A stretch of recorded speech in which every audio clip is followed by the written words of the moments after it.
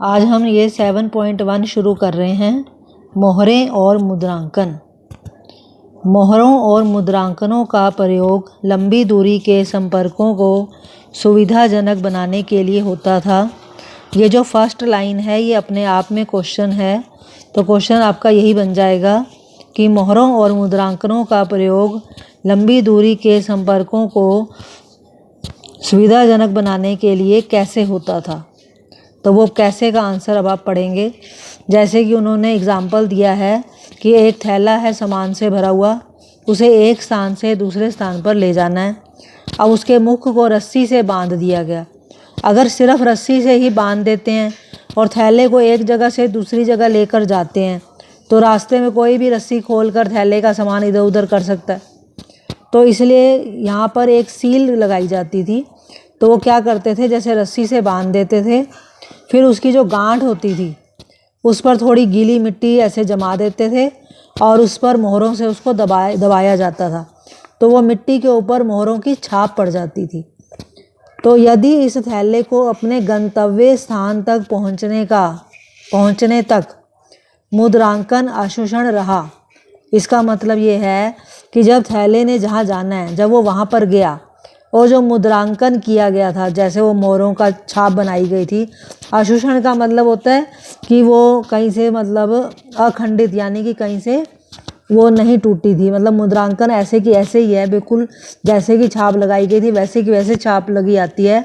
तो इसका मतलब थैले को रास्ते में किसी ने भी नहीं खोला, थैले के साथ किसी प्रकार की छेड़छाड़ नहीं की गई।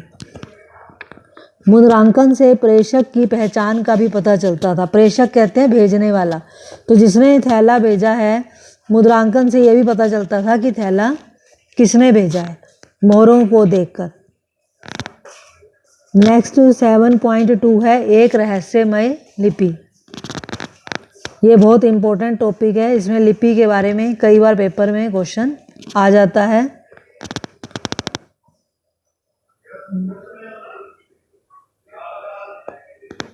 तो ये जो लिपि थी हड़प्पा की, इसमें चित्र बने हुए थे, तो वो चित्र की वजह से उसको कहा गया चित्रात्मक लिपि। अब इसमें यहाँ पर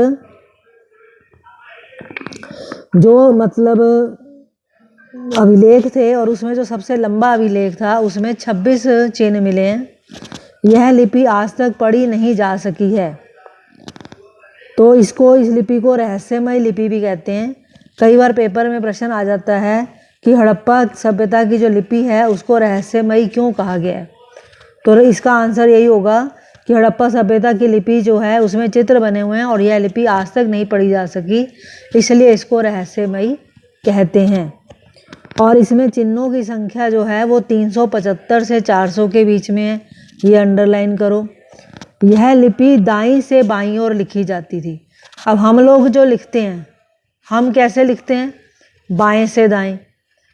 और उर्दू भाषा जो होती है वो कैसे लिखी जाती है, दाईं से बाईं।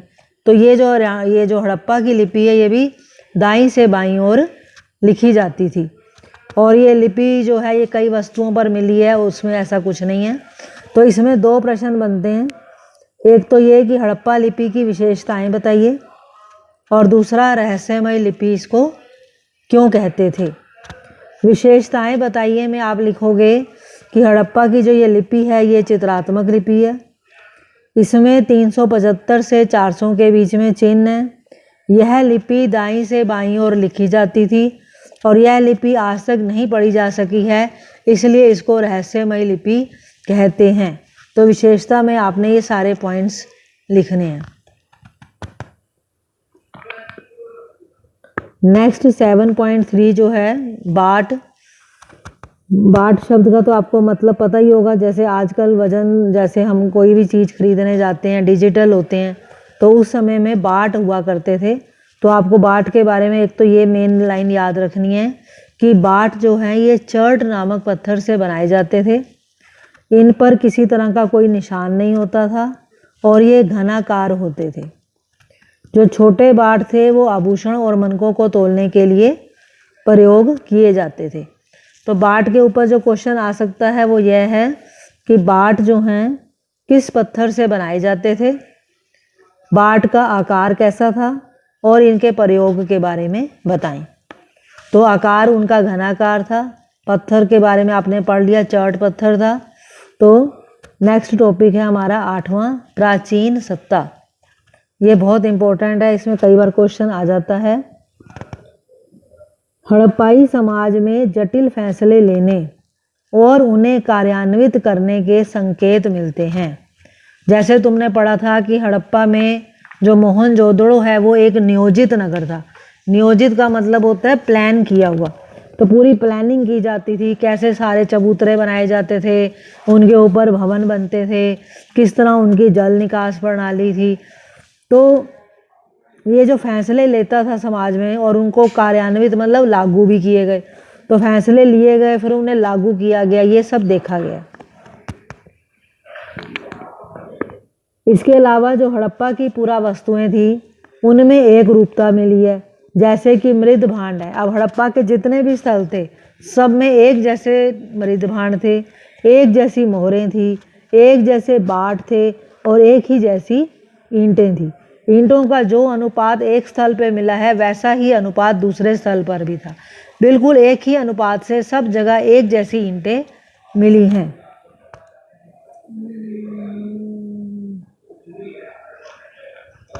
इसके बाद आगे कुछ ऐसी बातें भी मिली हैं, जैसे कि मान लो कहीं पर कच्चा माल मिलता था तो वो अपनी बस्तियां वहीं बसा लेते थे, ये भी आपने देखा है। तो और ये ईंटें बनी या दीवारें बनी या चबूतरे बने, उसमें बहुत सारे मजदूर लगाए गए। तो ये सारे कामों को संगठित कौन करता था? तो इसलिए प्रश्न ये उठा कि क्या कोई सत्ता वहाँ पर थी, यानी कोई राजा वहाँ पर था या नहीं था। तो इसके लिए अलग अलग इतिहासकारों की अलग अलग राय है और उनकी अलग अलग राय में मतभेद है। जैसे अभी हमारा टॉपिक शुरू हो रहा है 8.1, प्रासाद तथा शासक। प्रासाद कहते हैं महल को और शासक तो आपको पता ही है। इसकी बिल्कुल फर्स्ट लाइन, सत्ता के केंद्र अथवा सत्ताधारी लोगों के विषय में पुरातात्विक विवरण हमें कोई त्वरित उत्तर नहीं देते। ये जो हमने फर्स्ट लाइन अभी पढ़ी है ये अपने आप में क्वेश्चन बनकर भी पेपर में आ जाती है, बिल्कुल same as it is line, कि ये सत्ताधारी लोगों के बारे में पुरातात्विक विवरण कोई त्वरित उत्तर नहीं देते, इस पर अपने विचार प्रकट करें। तो ये लाइन भी कई बार अपने आप क्वेश्चन बनकर आई है। इस लाइन का मतलब ये है कि हड़प्पा में कोई सत्ताधारी लोग थे, यानी कोई राजा हुआ करता था या नहीं, इसमें जो है हमें कोई त्वरित उत्तर नहीं मिला, यानी हमें कोई क्लियर जवाब इस बात का नहीं मिला है।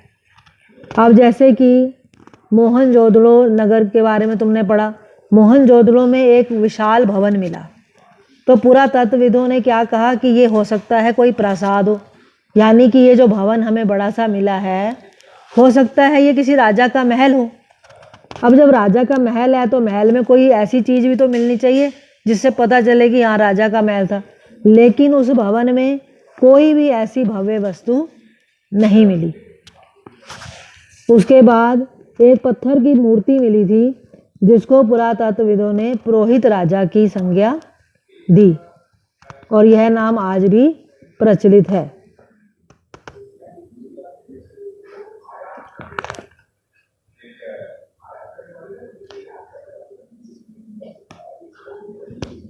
हड़प्पा सभ्यता की जो अनुष्ठानिक प्रथाएं हैं, अनुष्ठानिक प्रथाएं मतलब जो ये धर्म के काम करते थे, उनके बारे में अभी ठीक से नहीं पता चला है। और ये भी नहीं पता चला कि जो ये अनुष्ठानों का निष्पादन करते थे, निष्पादन का मतलब क्या होता है? अनुष्ठानों को पूरा करना।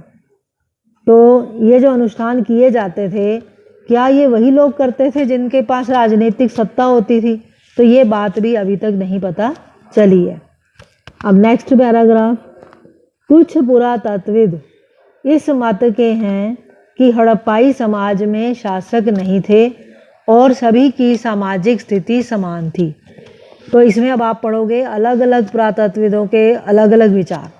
कुछ ऐसे पुरातत्वविद थे जो ये मानते थे कि हड़प्पा समाज में कोई राजा होता ही नहीं था, सभी की सामाजिक स्थिति एक जैसी थी। ये तो हुआ एक ग्रुप के विचार। अच्छा, दूसरा जो कुछ पुरातत्वविद ऐसे थे जो ये मानते हैं कि यहाँ पर कोई एक नहीं बल्कि बहुत सारे शासक थे, जैसे मोहनजोदड़ो, हड़प्पा आदि के अपने अलग अलग राजा होते थे। तो जैसे एक ग्रुप ने क्या माना कि हड़प्पा में कोई राजा था ही नहीं, दूसरे ग्रुप ने क्या माना कि यहाँ पर एक राजा नहीं था, यहाँ बहुत सारे राजा थे। हड़प्पा का अपना राजा था, मोहनजोदड़ो का अपना राजा था, ऐसे हर एक के अपने अपने राजा हुआ करते थे। अब आ जाता है हमारा तीसरा ग्रुप, वो क्या कहते हैं। तो कुछ और यह तर्क देते हैं कि यह एक ही राज्य था। वो ये मानते हैं कि जो हड़प्पा का पूरा था, अलग अलग जो स्थल थे, वहाँ पर एक ही राज्य था, मतलब एक ही राजा हुआ करता था वहाँ पर। और उन्होंने ये जो बात बोली है, इसके पीछे उन्होंने रीज़न दिए, कारण दिए कि हम ये बात क्यों बोल रहे हैं कि वहाँ पर एक ही राजा था। ऐसा उन्होंने इसलिए बोला क्योंकि पुरावस्तुओं में समानता मिली। पुरावस्तुओं में समानता में मैंने तुम्हें पहले बताया था, एक जैसे बाट थे, एक जैसी मोहरें थी, एक जैसी ईंटें थी, एक जैसे मृद भांड थे। तो एक तो उनको ये था कि पुरावस्तुएं जो अलग अलग जगह पे मिली हैं वो सब एक समान है। दूसरा उन्होंने ये कहा कि नियोजित बस्तियां सब जगह जैसे प्लान करके बनाई गई थी। ईंटों के आकार में निश्चित अनुपात, यानी कि सब जगह एक जैसी ईंटें मिली हैं, सब में अनुपात एक जैसा है। और उसके बाद बस्तियों के कच्चे माल के स्रोतों के समीप संस्थापित होना, और बस्तियां कहीं जहाँ कच्चा माल होता था वहाँ पे वो अपनी बस्तियां बसा लेते थे। तो ये जो तीसरा ग्रुप है, इसका युक्ति संगत फिर भी प्रतीत होता है कि हाँ वाकई ऐसा हो सकता है कि हड़प्पा के समाज में एक ही राजा हो। तो एक क्वेश्चन, ये जो 8.1 है, उसमें एक क्वेश्चन तो मैंने तुम्हें बता दिया कि बिल्कुल पहली लाइन ही कई बार क्वेश्चन बन के आ जाती है। या कई बार ऐसे पूछ लेते हैं कि पुरातत्वविदों द्वारा हड़प्पा की केंद्रीय सत्ता के लिए दिए गए विभिन्न तर्कों की व्याख्या करें। इसका मतलब भी यही है कि हड़प्पा की केंद्रीय सत्ता मतलब राजा की बात हो रही है कि पुरातत्वविदों ने विभिन्न तर्क दिए, यानी इसमें आपने तीनों के बारे में बताना है कि एक ग्रुप ये मानता था, दूसरा ग्रुप ये मानता था और तीसरा ग्रुप ये मानता था। तो इस तरह से आपने तीनों के बारे में लिखना है। अब आपके पीछे एक्सरसाइज में प्रश्न नंबर 9 है, हड़प्पाई समाज में शासकों द्वारा किए जाने वाले संभावित कार्यों की चर्चा कीजिए। तो ये जो 9वां प्रश्न है, इसका आंसर आपका ये 8वें और 8.1 में मैंने जो अंडरलाइन करवाया है वो सारा इसका आंसर जाएगा और आंसर पॉइंट्स में देना है। तो इसमें आपने यही लिखना है पहले कि भाई इसमें कोई पता नहीं चल पाया इसके शासक के बारे में। कुछ इतिहासकार मानते हैं राजा कोई भी नहीं था, सब एक जैसे थे। कुछ लोगों का मानना है कि अलग अलग स्थलों के अलग अलग राजा थे, हड़प्पा का अपना राजा था, मोहनजोदड़ो का अपना राजा था, ऐसे कई राजा हुआ करते थे। जो तीसरे वाले हैं पुरातत्वविद, जिन्होंने ये माना है कि हड़प्पा एक ही राज्य था, उनका युक्ति संगत प्रतीत होता है क्योंकि ऐसा लगता है कि वाकई में वहाँ पर एक ही शासक होगा। उसके कारण मैंने तुम्हें अभी बता ही दिए हैं। तो अब नेक्स्ट पार्ट में हम 9वां टॉपिक शुरू करेंगे।